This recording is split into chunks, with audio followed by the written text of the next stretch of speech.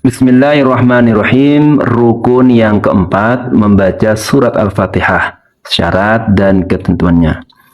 Wa tajibu fi kulli raq'atin sawa'an akanatis sholatu fardhon am naflan. Wajib membaca Al-Fatihah di setiap rakaat salat, baik salat fardu atau salat sunnah. Alal imami wal ma'mumi wal munfaridi, baik bagi imam, makmum atau saat sholat sendirian. Syurutul Fatihati itsna asyara, syarat-syarat Fatihah atau syarat-syarat untuk kemudian dikatakan sah dan sempurna bacaan Fatihah itu ada 12. Pertama adalah at-tartibu, hendaknya membaca surat tersebut secara berurutan. Mulai dari ayat pertama, lanjut ayat kedua, ketiga, empat, dan seterusnya.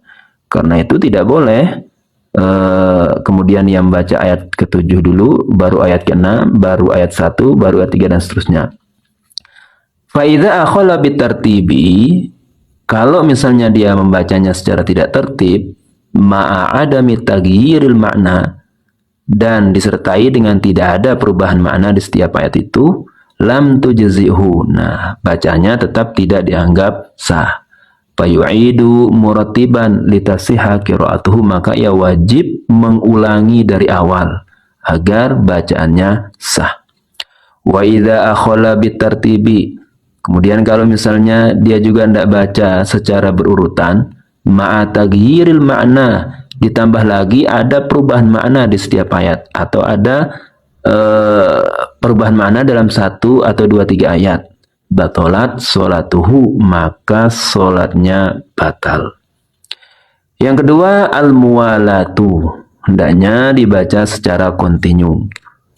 Fayadurru idza fasala baina ayatiha, maka menjadi masalah kalau terdapat jeda di antara ayat-ayat tersebut, ziyadatan ala saktatit tanafus, melebihi dari satu penarikan nafas.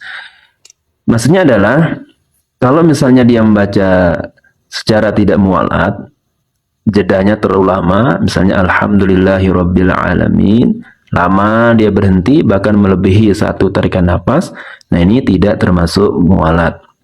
Mualat itu ya continue, begitu membaca ayat 1, lanjut terus ayat kedua, ketiga, dan seterusnya.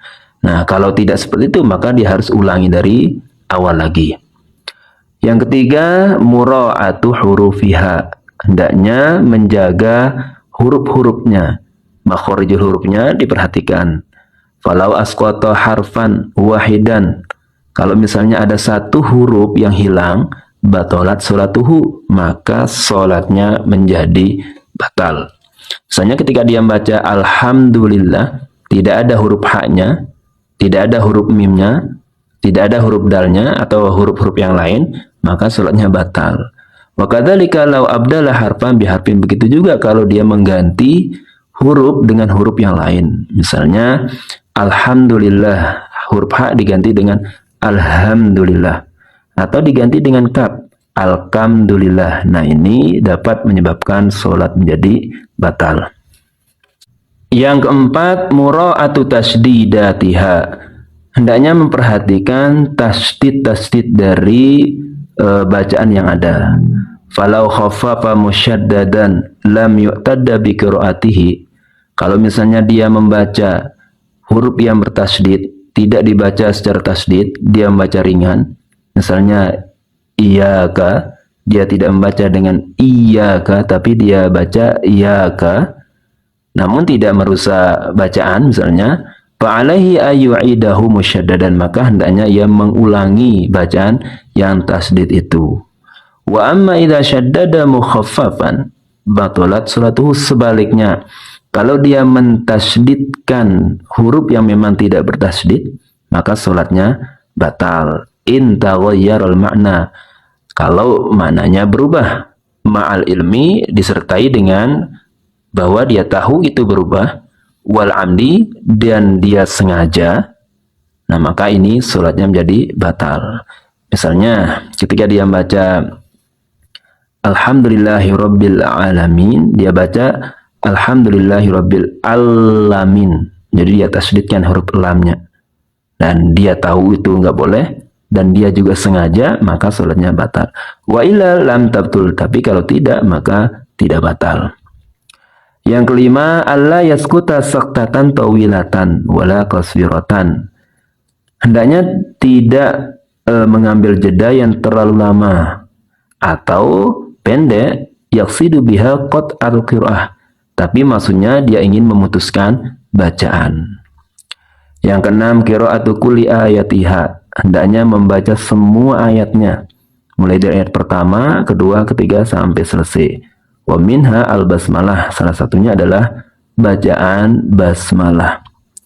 Yang ketujuh, adamul lahni al-mukhilli bil ma'na, tidak ada atau tidak terdapat kesalahan lahan yang dapat merubah makna.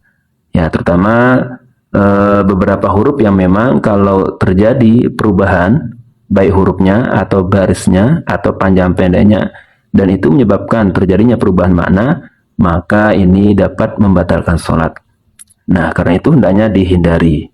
Ka'ayyakula an'amtu atau an'amti. Misalnya dia baca an'amtu atau dia baca an'amti bidomitta au kasriha. Fata betul sholatuh, maka sholatnya menjadi batal. Yang kedelapan, antakuna halatal qiyami fil fardhi. Hendaknya saat membaca Fatihah itu dia masih berada dalam posisi berdiri. Ini khususnya sholat fardu. Fala tasihhu idza qara'a juz'an minha ma'ahawihi liruku'. Maka tidak sah kalau misalnya sebagian itu dibaca saat berdiri, lalu nanti dilanjutkan lagi saat dia ruku, au ma'ana widhihi lil qiyam, atau yang lain. Yang kesembilan, ayusmi'a nafsahul qira'ah. Hendaknya mampu mendengar bacaan dirinya sendiri. Li'annaha ruknun qauliyun, karena bacaan tersebut merupakan rukun qauli. Jadi minimal dia dengar bacaan sendiri, meskipun kecil asal dia dengar. Karena itu termasuk rukun qauli. Yang 10, alla yatakhallalaha dzikrun ajnabiyun, tidak diselang-selangi oleh zikir ajnabi, zikir atau bacaan yang bukan bacaan Al-Fatihah.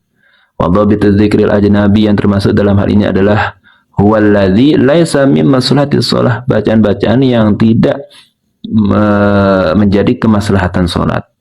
Kalhamdi lil atis, misalnya bacaan hamdalah untuk orang bersin. Nah, ini tidak termasuk. Wajibu alaihi istinafuha min jadidin, maka wajib baginya untuk mengulangi lagi bacaan tersebut, bacaan yang baru.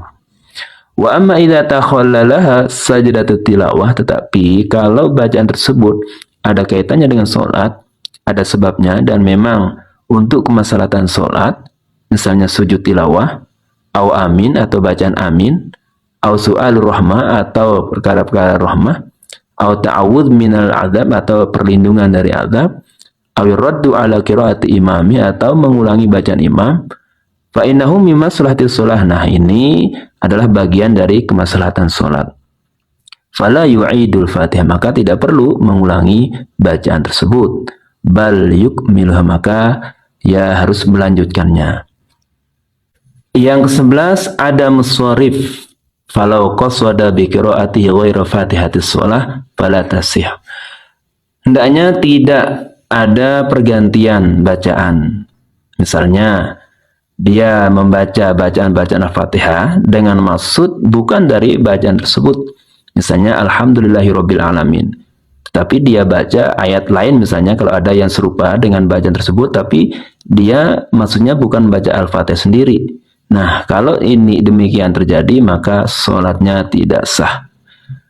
Begitu juga ketika membaca Ar-Rahmanir Rahim, tapi maksudnya adalah dia membaca surat yang berbeda, cuma bacaannya sama. Nah, ini juga termasuk.